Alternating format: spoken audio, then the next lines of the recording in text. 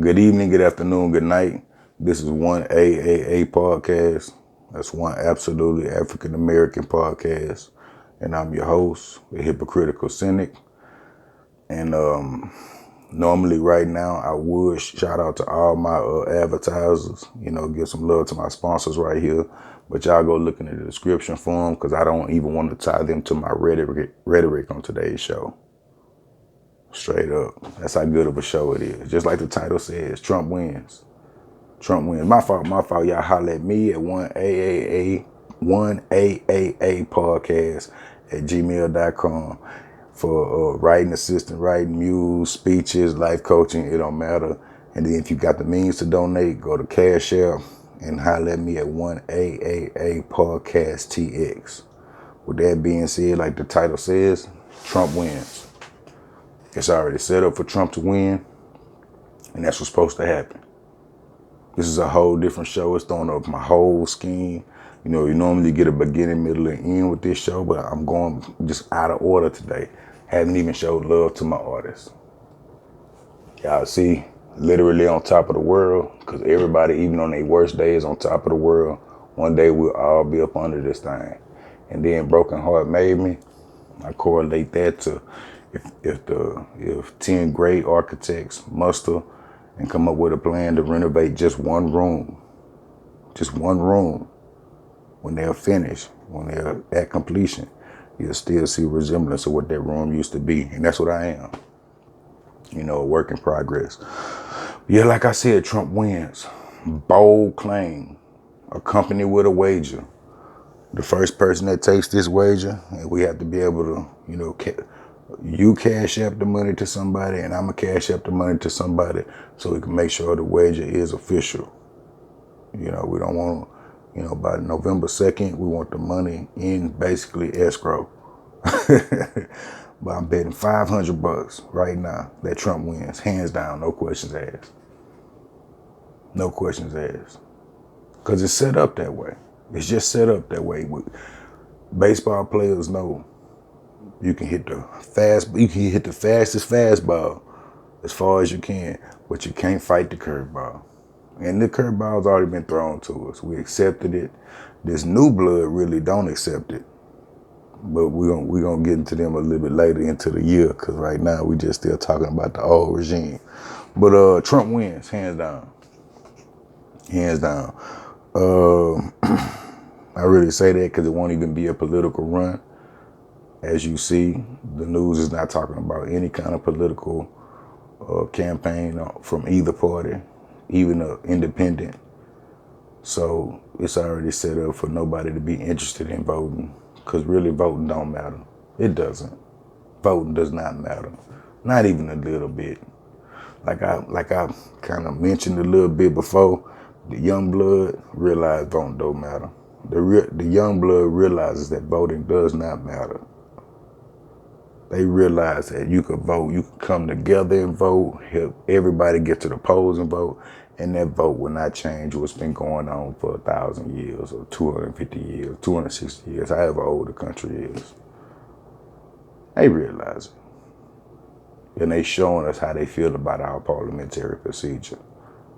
Because like I'm going to explain later on in the show, democracy, even with all the hatred that's going on in the world, democracy works.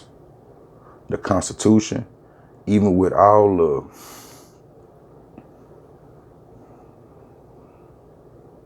oligarchs, carpetbaggers, rich people pushing down poor people to stand up tall, the Constitution works. Democracy and the Constitution works, minus discrimination.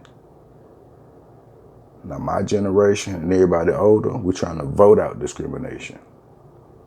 Everybody younger, right now, this new blood, they trying to cast out discrimination. But the Constitution gives you a right to be racist, but not systematically. The federal government can't be racist. You can't be racist, can't profit from racism, can't use discriminatory acts. And if all those Jim Crow assessments of the Constitution are null and void, the Constitution works. the Constitution works. But like I said, Trump wins hands down, voting don't work. My only few examples, I only got a few examples. I have no political degree, you know what I'm saying? But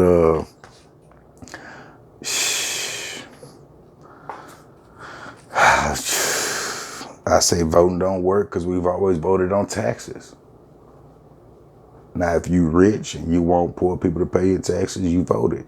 If you poor, you want rich people to pay your taxes, you voted. If you just turned 18 and you was enthusiastic about voting, you voted. And your vote did opinionate toward taxes. But the disparity between the very rich and the very poor keeps growing, and we keep on voting. War. Every time there's a war that's about to happen, we always vote. Vote for this incumbent, for this re-election, for this local election, presidential election. We always vote to not go to war. Peace and civility can work out. The same thing our mother tells us.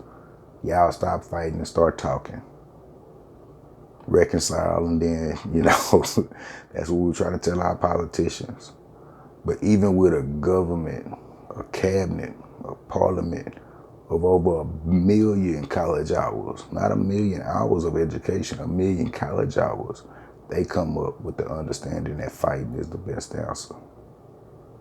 But my son has to go to detention, court, if he fights in school. That just ain't fair. We've always voted on war, not to go to war. But we always end up in a war. We've been going to war for 20 years. The income equality, we've always voted for it. Always. Even when Barack Obama was voted in, rich people were admitting their entitlement and willing to actually fork over more money, not from their wallet, from their coffers, from the stockpile of money they got, so other people can live an understandable life. Even at that time, Barack signed the biggest bailout ever at that time for rich people. So voting, look at that. Even the rich people said at that time before the bailout came, look, the disparity is too bad. We can't just let them eat cake. Barack came with hope and change and gave us a bailout. Taught bailout. Voting don't work. Healthcare. Everybody's begging for healthcare. I ain't gonna go too deep on it, but everybody's begging for healthcare. In the richest country in the world, we can't figure out healthcare. We've always voted for better healthcare. Free healthcare hasn't even got on the ballot. Somebody has to foot the bill, and the person that profits from it should foot the bill.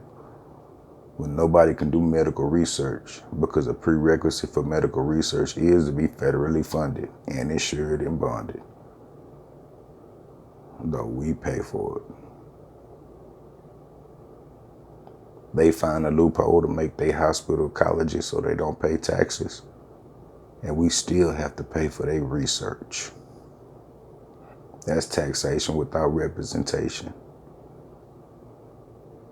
Every bathroom you go into that's public, they receive public assistance in the form of relief on their water bill, because it is intended to use for business. So you're being taxed on every restroom you can't go into, you paying for it. So there should be federal lawsuits across the country. You should be able to go into a store with your camera on. Can I use the restroom? If they say no, file the federal lawsuit. Because you can't tax our ass if we can't wipe our ass. Just period, point blank. But we've always voted for some form of the government understanding, or at least helping us pay for their research. Voting don't work is my point. It doesn't matter. Only when we forget that voting doesn't matter, does voting matter. Listen to what I said. Only when we forget that voting does not matter, that's the only time voting matters. Like this last time, I think it was Trump and Hillary. We thought voting, we forgot that voting didn't matter. Then with Barack, we forgot that vote didn't matter. I say that because we had a recount. They gave us the president that we were supposed to have. And we thought our vote mattered. So they gave us a recount. They didn't recount your votes. They didn't care about your votes. They went straight to the electoral college. They didn't ask you nothing. Furthermore, proving your vote don't count. Period, point blank. And I say your vote don't count. I'll give it a time period since about 2001. After Clinton got out of the office, I say since about 2001, your vote didn't count. Because with Bush, they did a recount with Al Gore. Then the Electoral College gave you Bush again. They pushed Bush in your face. You said no. Al Gore won. They talked to the Electoral College, came back and pushed Bush in your face for 8 years. Since 2001, voting definitely hasn't counted.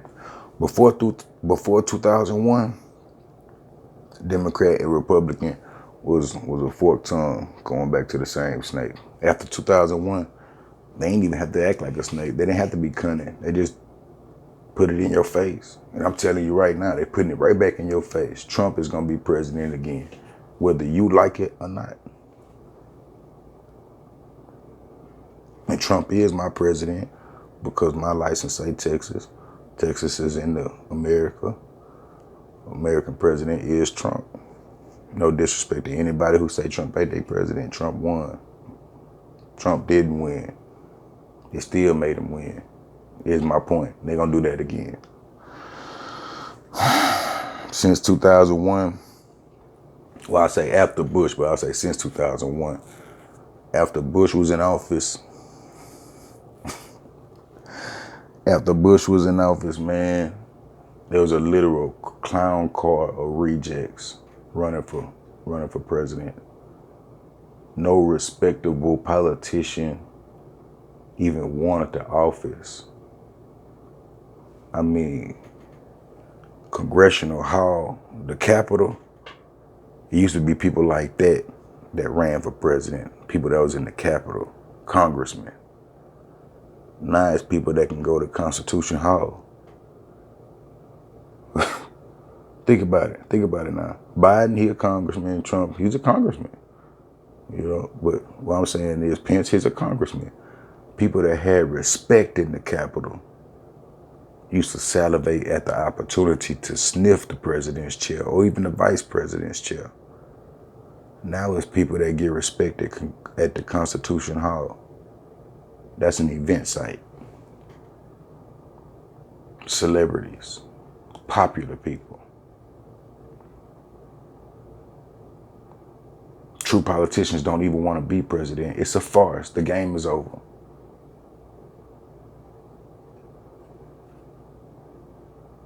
The only reason Kanye has a chance to even be understood as a presidential candidate is because he's willing to speak his mind. Now that's saying a lot, but he's willing to speak his mind. But Kanye is running for president before any of them other great politicians in that Congress even wanted to. That's how bad it is before y'all start believing that this even matters anymore. No respectable congressman is even trying to run. These heads of parties and heads of chambers and heads of groups, they don't even want to run. Not even putting their hat in the bidding to run.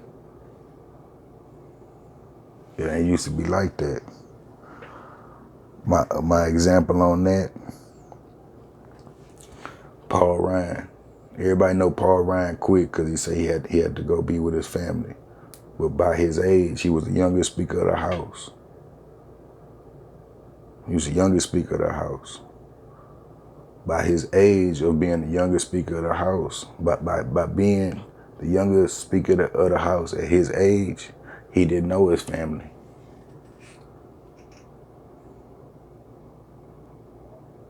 He didn't know him. He'd already made that agreement. I want to be a politician. Now, as a dad, you're supposed to afford your family the opportunity to thrive. He did that, but he did not know his family. He knew that before he became a Speaker of the House. He seen something he didn't want to be a part of. And that goes to my point. After the history books, blogs, we had newspapers back then, text messages, news channels, historians, after everybody basically mutilated George W. Bush for everything he did, no respectable politician wanted to run. And it wasn't Bush's choice. All those executive orders wasn't Bush's ideas. It was policy as usual. Bush came in, gave us tax relief for the rich people and war. Barack said hope and change. He came in, gave us tax relief for the rich people and war. Trump said, fuck your mother. Trump said, fuck your mother. That was the first thing he said was fuck your mother. He gave us tax relief for the rich and war. It's just policy as usual. Vote don't matter. Now they proved that. But for Paul Ryan to have the opportunity, I'm not getting personal. Paul Ryan could tell me if he knew his family or made that choice not to be with his family to become a career politician. We're not getting into that. That's the particulars. We can get into that later. But for Paul Ryan to get the opportunity to become the youngest Speaker of the House, that means not only do respectable politicians not want to be president, respectable politicians don't even want to be Speaker of the House.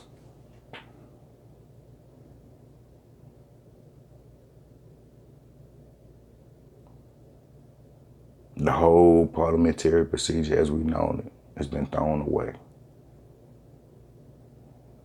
The light has been shined on it, and it seems like BS. It's only so long that somebody could just stare at some bullshit in the middle of a field and wait for a rose to come out of it.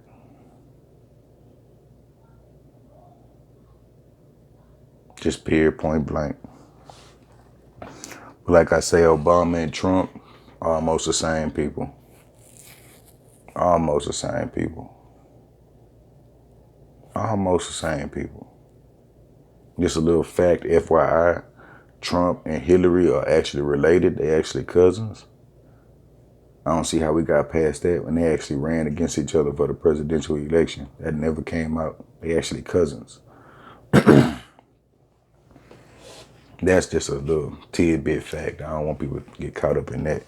But it's American policy as usual. Trump is Republican. I gotta look down. It says Obama is Democrat. Because I don't even care what their political affiliation is. It doesn't matter. Their policy is to push American policy. Period, point blank. And I'm gonna end the show on this. I seen a lot of other shows go less than 20 minutes, and I don't have a call in or co-host, so I don't want to just ad lib my examples. You know what I'm saying? Please resource me, watch the show, like, comment, and subscribe.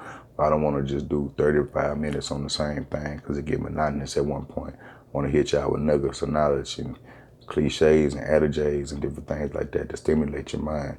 Like Neil deGrasse Tyson said, I want to get a baseline of information, foundation information for the conversation so we could build on top of it. But this is Amber Geiger.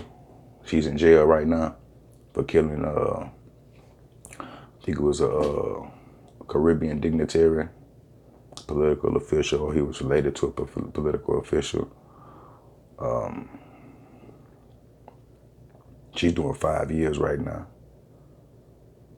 And in Texas, you know, Murder is, I think class A, class C, I forgot which one is worse, you know what I'm saying? I think it's class A is worse. But it's punishable by up to 5 to 99 years in jail. Nah, I'm starting to, she got 5 years. Walked in that man's house and killed him. So I'm starting to realize whether you get 5 years to 99 years depends on how much black blood is in your bloodstream. No way anybody black could walk in anybody's house and do anything without going to prison for longer than 5 years.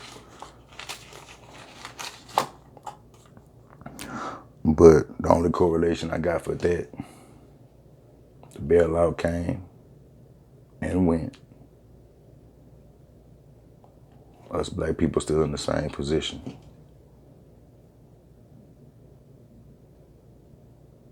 So with the bailout coming out to all Americans, your percentage of the bailout that you received is directly correlated to the percentage of African blood you have in your history, in your lineage, in your bloodstream.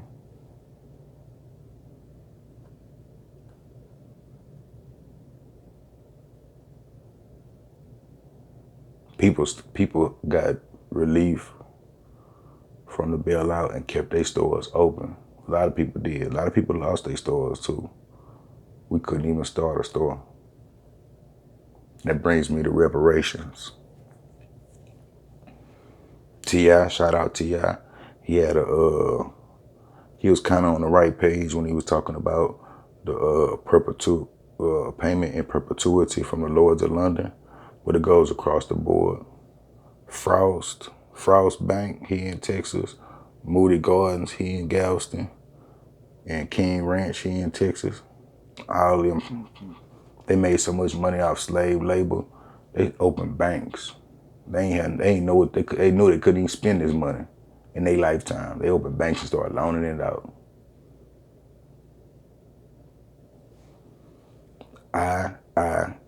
Hashtag I.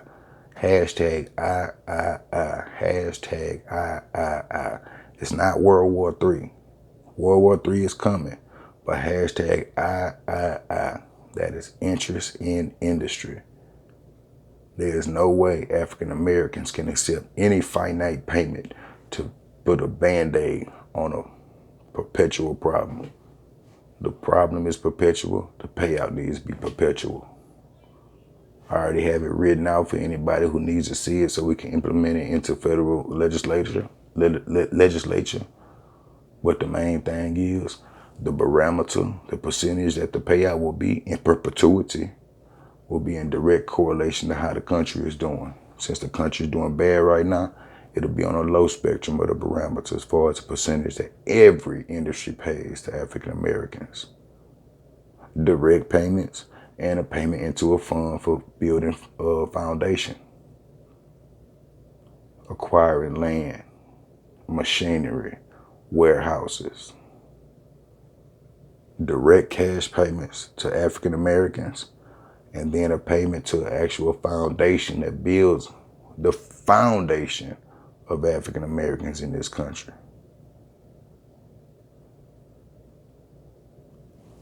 No finite payment should ever be accepted. T.I. was on the right track. I got some videos in my catalog. Y'all need to check them out. That kind of explains what I mean about my idea of reparations. But this is way bigger than me. The Baba, Dick Gregory, rest in peace, said that when the universal God picks you, and I hope he chose me, that you leave no footprint. So everything that we're doing right now is going to be appreciated by generations in the future. I just hope I'm a part of it. If not, I thank God, because my whole life has been a miracle. But no finite restoration can be accepted in place of perpetual remuneration.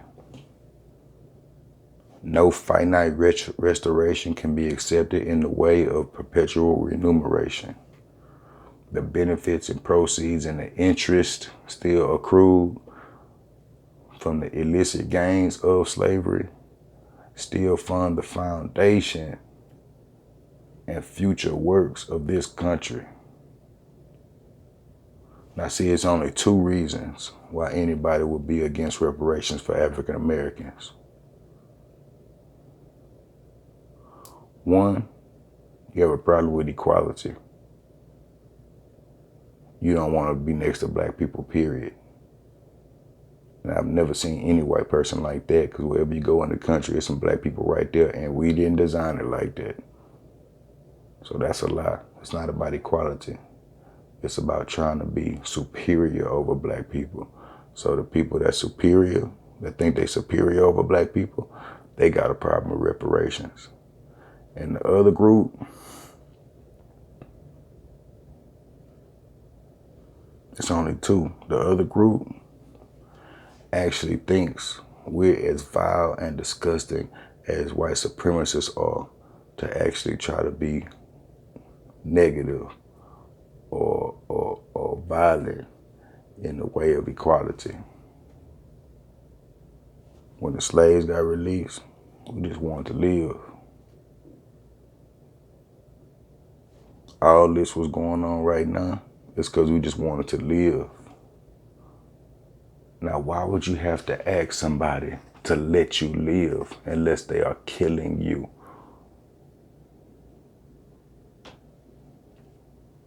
It's reparations, man.